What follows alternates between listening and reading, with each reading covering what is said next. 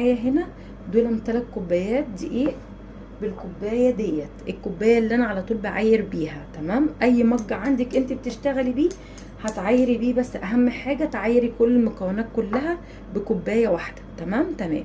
معايا 3 كوبايات من الدقيق، هضيف عليهم نص كوبايه من الكاستر. تمام، بسكوت الانس ممكن تحطي له كاستر وممكن تحطي له نشا، بس انا عايزه اقول لك بالكاستر بيبقى احلى. تمام، بالنشا مش بيبقى قوي، بالكاستر والله العظيم بيبقى تحفه. تمام، بنفس الكوبايه برضو بعايرها اهو، عايزه نصها يبقى كاستر اهو، نص الكوبايه كاستر اهو، اهي نص الكوبايه كاستر. تمام، بسم الله. بنفس الكوبايه بتاعتنا اللي عايرنا بيها الدقيق هي اللي عايرت بيها الكاستر بتاعي او النشا. اصلي هتيجي حد